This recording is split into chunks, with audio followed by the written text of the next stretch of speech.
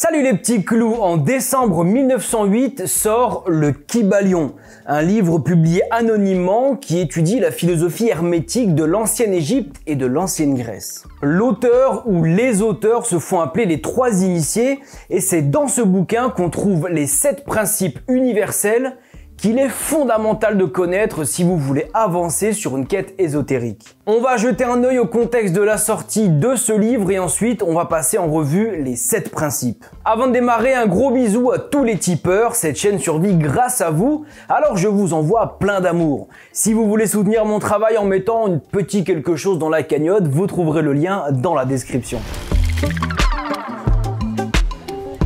C'est en décembre 1908 que sort un livre nommé Le Kybalion, écrit anonymement sous le pseudo Trois Initiés. Il est publié en anglais aux éditions Yogi Publication Society of Chicago. C'est un livre qui est aujourd'hui dans le domaine public, alors si vous voulez une version numérique, je vous ai fait un petit article sur le blog, le lien est dans la description. Il a été traduit en français par André Durville et publié en France en 1917 par Henri Durville. L'auteur est supposé être inconnu, mais il y a quand même une piste plutôt sérieuse. Je pense qu'il pourrait s'agir de William Walker Atkinson. Pourquoi spécialement lui? Alors déjà, il était philosophe, théosophe, professeur de magnétisme et franc-maçon. On est plutôt dans le thème. Ensuite, il a écrit plusieurs autres livres sous différents pseudos. C'était un truc assez récurrent chez lui, un livre égale un pseudo. Ensuite, le fait de s'appeler William Walker Atkinson, donc d'avoir nom et prénom en 3 parties et de signer 3 initiés, je pense que c'est aussi un petit indice, mais surtout, j'ai gardé le meilleur argument pour la fin, il était propriétaire de la Yogi Publication Society of Chicago. Voilà, du coup je pense que c'est clairement lui l'auteur, mais bon peut-être qu'il n'était pas le seul ou peut-être que je me trompe aussi, voilà. On ne sait pas. Ce livre est présenté comme une étude de la philosophie hermétique de l'ancienne Égypte et de l'ancienne Grèce. Mais par honnêteté intellectuelle, je dois vous préciser que ce qu'on y trouve est pas mal teinté de la nouvelle vague d'occultistes du 19e siècle. Alors ce n'est pas du New Age dénué de sens, mais ce n'est pas non plus quelque chose d'authentique. Ce qui est exposé dans ce livre est inspiré par l'hermétisme, mais on ne retrouve rien de tout ça dans les textes originaux, comme le Corpus Hermeticum. Ça n'empêche que ce bouquin est super intéressant, perso c'est mon livre de chevet et je le recommande à toute personne qui souhaite s'engager sur une quête ésotérico-occulte. S'il est devenu célèbre avec le temps, c'est parce qu'il liste 7 principes hermétiques qui régissent le fonctionnement de la vie et on va commencer avec le premier d'entre eux. Le principe de mentalisme, le tout est esprit, l'univers est mental. Ce premier principe implique la vérité que tout est esprit. Ce que nous voyons autour de nous, tout ce que nous pouvons toucher, ce qui nous semble palpable, ce n'est qu'en réalité la matérialisation de l'esprit. À l'origine, tout est mental, tout est esprit, tout est énergie, rien n'est physique. Ce que nous appelons physique, matière, c'est l'agglomération de cette énergie à l'origine de tout. L'importance de comprendre ce principe réside dans le fait que si on est capable d'atteindre l'énergie primordiale et d'interagir avec, on peut alors modifier la matière. Un vieux maître hermétique a écrit il y a bien longtemps « Celui qui comprend la vérité de la nature mentale de l'univers est déjà bien avancé sur le chemin de la maîtrise. » Et ces paroles sont aussi vraies aujourd'hui qu'elles l'étaient au temps où elles ont été écrites. Maîtriser ce principe ouvre des portes insoupçonnées pour l'élève hermétique, mais pour ça il faut posséder la clé de la maîtrise de l'esprit. Il y a un terme assez récent qui se rapproche de ça, c'est forme-pensée. Comme beaucoup d'autres termes de ce domaine, il a 1000 définitions, mais l'idée c'est qu'une forme-pensée est la matérialisation d'une énergie spirituelle. D'ailleurs, ça me rappelle une petite anecdote qui me fait toujours un petit peu froid dans le dos. Christian Camboin, un médium et auteur que je connais et dont j'ai fait l'interview sur la chaîne, a un jour participé à une séance de communication avec l'au-delà. Il était chez un monsieur qui est basé en Belgique et qui a inventé une machine pour entendre les esprits. Bref, je rentre pas trop dans les détails, mais à un moment donné, il y a une voix qui parle en français et qui dit quelque chose d'assez clair.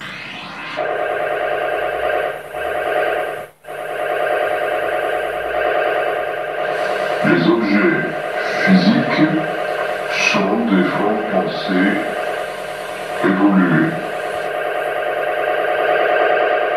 Les objets physiques sont des formes pensées évoluées. Alors au-delà de la piste son qui personnellement me fait froid dans le dos, une forme pensée évoluée, c'est ce dont on parle dans ce premier principe. Toutes les choses matérielles sont une agglomération de l'énergie ou de l'esprit primordial. Le principe de correspondance. Ce qui est en haut est comme ce qui est en bas, ce qui est en bas est comme ce qui est en haut. Cette phrase, vous l'avez probablement déjà entendue parce qu'elle a dépassé les frontières de l'hermétisme pour se diffuser dans pas mal de traditions ésotériques et de mouvements spirituels. Ce principe implique la vérité qu'il existe un rapport constant entre les lois et les phénomènes des divers plans de la vie. Il existe des plans de vie que nous ignorons complètement, mais en appliquant le principe de correspondance, nous devenons capables de comprendre bien plus loin qu'il est possible de le faire autrement. C'est un principe qui a été l'objet de plusieurs interprétations dans le temps, et personnellement, je pense qu'on peut légitimement entendre l'infiniment grand est comme l'infiniment petit, et inversement.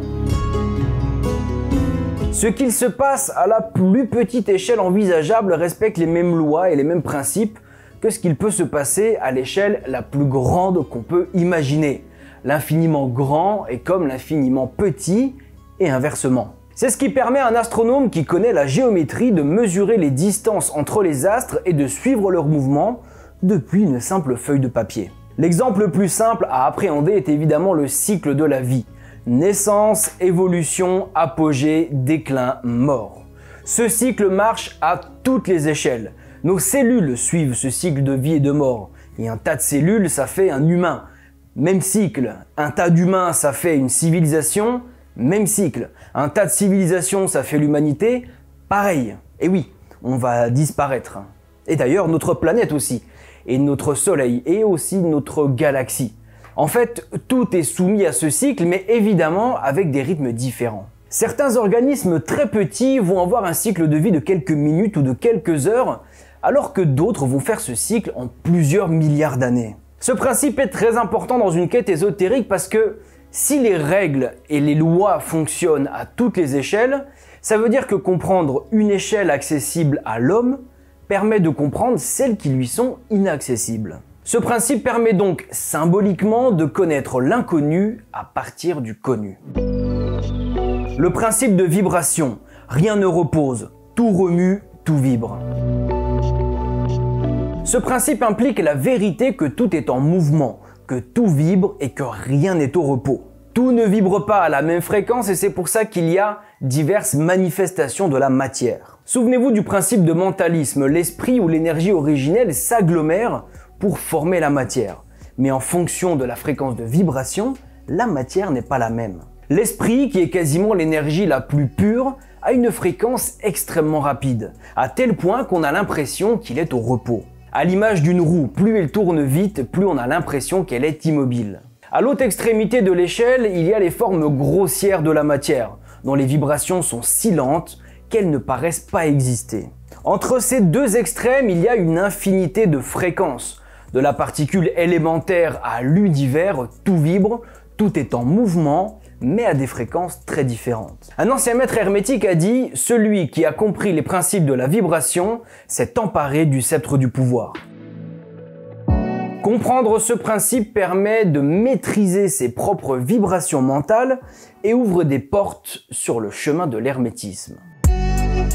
Le principe de polarité, tout est double, toute chose possède des pôles, tout a deux extrêmes. Semblables et dissemblables ont la même signification. Les pôles opposés ont une nature identique mais des degrés différents. Les extrêmes se touchent, toutes les vérités ne sont que des demi-vérités, tous les paradoxes peuvent être conciliés. J'ai dédié une vidéo à ce principe dans laquelle je donne des exemples concrets. Si ça vous intéresse, je vous mets le lien en description. Ce principe implique la vérité que tout est double, que tout a deux pôles et que rien ne pourrait exister sans ces deux pôles. C'est l'explication à toutes ces phrases un peu paradoxales du type la thèse et l'antithèse ont une nature identique mais des degrés différents, les contraires sont semblables et ne diffèrent que par leurs degrés, Les pôles opposés peuvent se concilier, les extrêmes se touchent, tout est et n'est pas en même temps, toute vérité est à moitié fausse, etc., etc. Alors le principe est assez simple, hein. Tout ce qui existe est composé de deux énergies opposées et n'existe pas si une de ces deux énergies n'existe pas non plus. On va se prendre un petit exemple. Le chaud existe parce qu'en opposition, il existe le froid et tous les deux ne sont que l'expression d'un même concept, température. Le chaud existe parce que le froid existe et inversement. Et c'est parce que tous les deux existent que température existe. Si par exemple on enlève le froid, eh bien plus rien n'existe, ni le chaud, ni le concept de température. Alors juste pour la précision, il ne faut pas confondre opposé et inverse. On va prendre l'exemple des nombres parce que c'est le plus facile à comprendre. Si je place le 0 au centre, je peux mettre 10 d'un côté et son opposé est moins 10. Par contre, son inverse est 1 sur 10. On pourrait aussi parler de l'amour. Son opposé est la haine, mais son inverse est plutôt l'indifférence. Cette petite précision est tout de même très importante parce qu'elle permet de mieux comprendre certaines choses dans le mental. Par exemple, pour faire disparaître un comportement ou une attitude dérangeante, on a souvent tendance à lutter contre, alors qu'il faut en réalité se concentrer sur l'inverse. Si vous êtes quelqu'un de peureux, vous avez peur de ne pas y arriver, vous avez peur de décevoir les autres, de vous décevoir vous-même, vous avez peur de vous faire mal, etc. Plutôt que de lutter contre vos peurs, c'est-à-dire nourrir l'opposé, vous devriez développer l'inverse, c'est-à-dire le courage. C'est en développant le courage qu'on élimine ses peurs et pas en luttant contre. Cette petite subtilité est d'une importance capitale pour comprendre le fonctionnement de beaucoup de choses. Et dans la vidéo dédiée à ce principe, j'ai pris un exemple qui n'a pas trop plu. Alors je vais le reprendre en ajoutant une petite précision. Je parlais d'une femme qui se faisait harceler par un mec sur internet et pour lutter contre ça, elle publiait des conversations privées, elle faisait du contenu très souvent pour donner sa version des faits, etc. J'ai essayé de lui expliquer que, en luttant de cette manière, elle ne faisait que nourrir la situation et que par conséquent, ça allait continuer. Bon, du coup, elle m'a envoyé chier, ce que je comprends parfaitement parce que ce n'est pas très agréable quand on est harcelé de s'entendre dire qu'on est en partie responsable de ce harcèlement. Mais on va quand même regarder ça avec un petit schéma. Voici le concept de harcèlement. Je disais juste avant que pour qu'un concept existe, il faut qu'il soit nourri par deux énergies. Tout à l'heure, on parlait de température polarisée en chaud et en froid. Ici, quelles sont les deux énergies nécessaires pour que harcèlement existe? Eh bien, il faut un harceleur et un harcelé. S'il n'y a pas de harceleur, il n'y a pas de harcèlement, forcément. Et s'il n'y a personne à harceler, il n'y a pas de harcèlement non plus. Du coup, une personne qui se place dans la position de harceler, en luttant de toutes les manières possibles, ne fera que nourrir, malgré elle, le concept de harcèlement. Plutôt que de lutter contre, il est préférable d'ignorer pour ne plus nourrir le concept. Alors je précise quand même que comme c'est un principe ésotérique, ça fonctionne pour les choses immatérielles. Là, il est question de harcèlement immatériel, c'est-à-dire des messages sur Instagram, des tweets, etc. C'est sûr que si on vient vous mettre des coups de coude dans la tête, bon ben voilà, le principe de polarité ne servira à rien, il faudrait plutôt prendre des cours de boxe thaï. Bref, pour résumer simplement, tout ce qui existe, c'est ce que j'appelle un concept, a besoin de deux énergies pour exister, une positive et une négative. Quand vous luttez contre quelque chose en pensant vous en débarrasser, en fait, vous nourrissez l'énergie négative et vous participez malgré vous à l'existence du concept que vous voulez détruire. J'ouvre juste une petite parenthèse pour aller un petit peu plus loin dans ce principe parce que il y a un symbole qui résume parfaitement le principe de polarité, c'est le yin et le yang. Il va même plus loin que ça parce qu'il nous indique que tout ce qui existe est polarisé, complémentaire et inséparable. La polarité est exprimée par le choix du noir et du blanc. La complémentarité, on la trouve dans le blanc qui est constitué d'une partie de noir et le noir d'une partie de blanc. Ils se complètent l'un l'autre. Et le côté inséparable parce que si on retire le blanc ou si on retire le noir, la figure n'est plus complète. L'unité repose donc sur trois aspects fondamentaux et surtout nécessaires. C'est la triunité, la fameuse trinité que l'on trouve un petit peu partout. Voilà, je laisse le yin-yang de côté et revenons au Kybalion. Le principe de rythme. Tout s'écoule au dedans et au dehors. Toute chose a sa durée. Tout évolue puis dégénère. Le balancement du pendule se manifeste dans tout. La mesure de son oscillation à droite est semblable à la mesure de son oscillation à gauche. Le rythme est constant. Ce principe implique la vérité que dans toute chose, il y a un mouvement d'aller et venue, un flux et un reflux, une action et une réaction. Un peu comme la mer haute et la mer basse qu'on observe durant les marées, ou plus simplement comme un pendule. Ce principe se combine très bien avec le principe de polarité, même si dans l'absolu, tous les principes sont enchevêtrés les uns avec les autres. Le but de passer maître en hermétisme est de pouvoir se polariser soi-même et de neutraliser le balancement rythmique. Sur un concept, il faut choisir la polarité sur laquelle on veut être, parce qu'on estime qu'elle est bonne et il faut neutraliser le balancement rythmique du pendule pour ne plus être transporté jusqu'à la polarité opposée. C'est pour ça que le principe de rythme a un lien particulier avec celui de la polarité. D'abord, il faut comprendre que tout est polarisé. Il faut être capable de percevoir les deux pôles extrêmes de chaque concept. Ensuite, il faut savoir se polariser soi-même, c'est-à-dire choisir un pôle. Et c'est là qu'intervient le principe de rythme. Une fois qu'on est polarisé, il faut neutraliser ce concept qui tend à nous balancer entre les pôles. Le principe de cause et d'effet. Toute cause a son effet, tout effet a sa cause.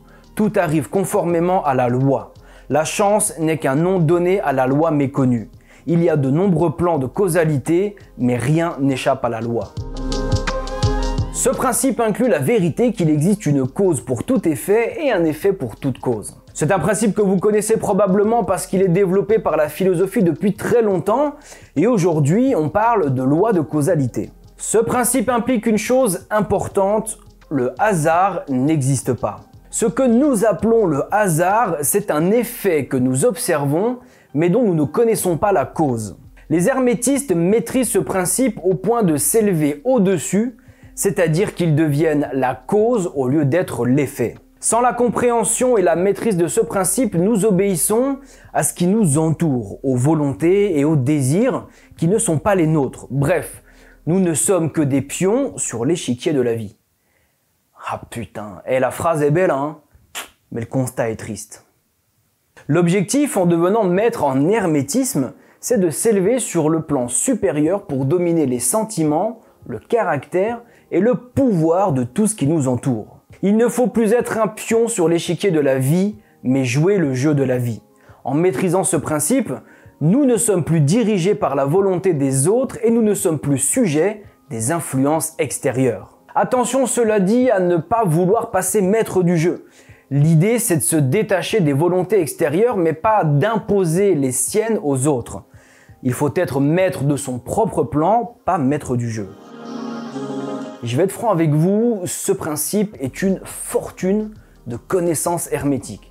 Mais il est de loin le plus complexe à appréhender et à maîtriser. Le principe de genre. Il y a un genre en toute chose. Tout a ses principes masculins et féminins. Le genre se manifeste sur tous les plans. Ce principe implique la vérité que le genre existe en tout. Le principe masculin et le principe féminin sont constamment en action. C'est quelque chose qui est vrai sur le plan physique, c'est très simple de l'observer, mais c'est aussi vrai sur le plan mental et même sur le plan spirituel. Et là, c'est moins facile à observer. Aucune création physique, mentale ou spirituelle ne serait possible sans ce principe. Si vous voulez comprendre la philosophie de la régénération mentale et spirituelle, vous devez étudier et comprendre ce principe hermétique. Il renferme la solution d'un grand nombre de mystères de la vie. Ce principe marche à l'extérieur et à l'intérieur. L'être humain a besoin d'individus mâles et femelles pour survivre, mais à l'intérieur, chaque individu possède un principe masculin et un principe féminin, exactement comme le yin et le yang. Il y a du noir dans le blanc et du blanc dans le noir. D'ailleurs, si vous vous intéressez à l'alchimie qui puise ses racines dans l'hermétisme, vous savez probablement que le but est de réunir les opposés. Il faut réunir le principe masculin et le principe féminin pour former symboliquement l'être androgyne. Voilà les 7 principes hermétiques fondamentaux que toute personne se mettant sur une quête ésotérique se doit d'étudier. Le principe de mentalisme, le principe de correspondance, le principe de vibration, le principe de polarité, le principe de rythme, le principe de cause et d'effet, le principe de genre. Quand je dis étudier, ça veut dire tenter de comprendre dans un premier temps et ensuite tenter de les maîtriser. Sachant que ces 7 principes fonctionnent en harmonie, il ne faut surtout pas les prendre individuellement et les intellectualiser, mais il faut les prendre dans leur ensemble et les spiritualiser. C'est le travail d'une vie pour ceux qui arrivent, mais on ne va pas se mentir, il y a peu de personnes qui passent maître en hermétisme. Je vous invite à vous plonger au cœur de ces principes hermétiques et surtout, n'oubliez pas que le voyage est plus beau que la destination.